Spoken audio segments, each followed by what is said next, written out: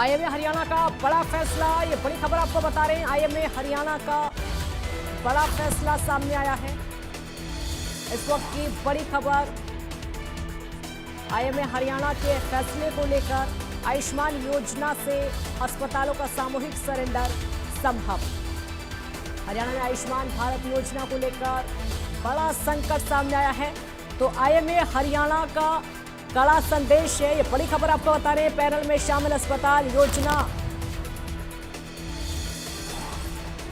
ये देखिए तस्वीर भी हम आपको दिखा रहे हैं। ये बड़ा फैसला आईएमए हरियाणा को लेकर, आयुष्मान योजना के अस्पतालों से सामूहिक सरेंडर संभव। अस्पताल जितने उनका सामूहिक सरेंडर। हरियाणा में आयुष्मान भारत योजना को लेकर बड़ा संकट है। साक्षी शर्मा हमारे साथ जुड़ गई हैं और ज्यादा जानकारी के लिए। साक्षी, आयुष्मान भारत योजना को लेकर बड़ा संकट हरियाणा में।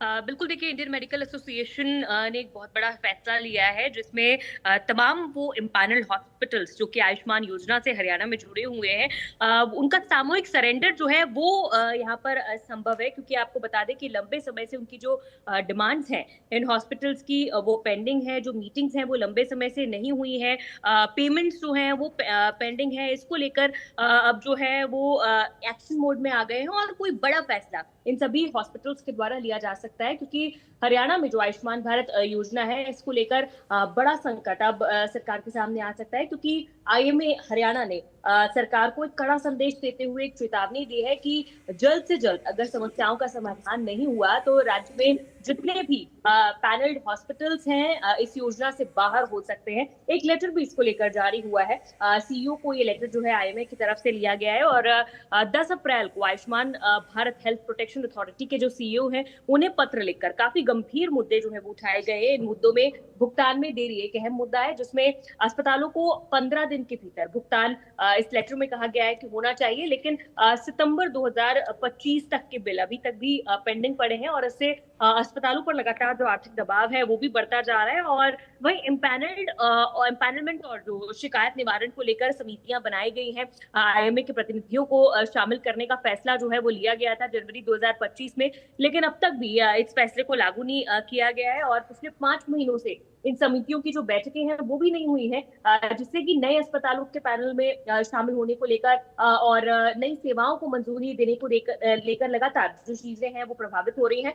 और आईएमए हरियाणा के अनुसार 7 अप्रैल को जो ऑनलाइन बैठक हुई थी, इसमें सभी जो पैनल अस्पताल है ये एकजुट होकर इन्होंने योजना से सरेंडर करने का निर्णय लिया है। और अब सरकार से अपील की है कि इस मामले में तुरंत हस्तक्षेप सरकार के द्वारा किया जाए, वरना 20 अप्रैल 2026 के बाद आयुष्मान सेवाएं जो है वो बंद कर दी जाएंगी। और अगर अस्पताल इस योजना से बाहर होते हैं तो लाखों जो गरीब मरीज हैं जिन्हें मुफ्त इलाज की जो सुविधाएं हैं प्राइवेट हॉस्पिटल्स में मिलती हैं, वो भी प्रभावित हो सकती है। जी, कुल मिलाकर कहा जा सकता है ये संकट सिर्फ उन लोगों पर भी दिखाई देगा जो कि आराम से इलाज करा लेते हैं, क्योंकि इस योजना का असर इन अस्पतालों में दिखाई नहीं देगा अगर मांगे पूरी नहीं होती हैं तो।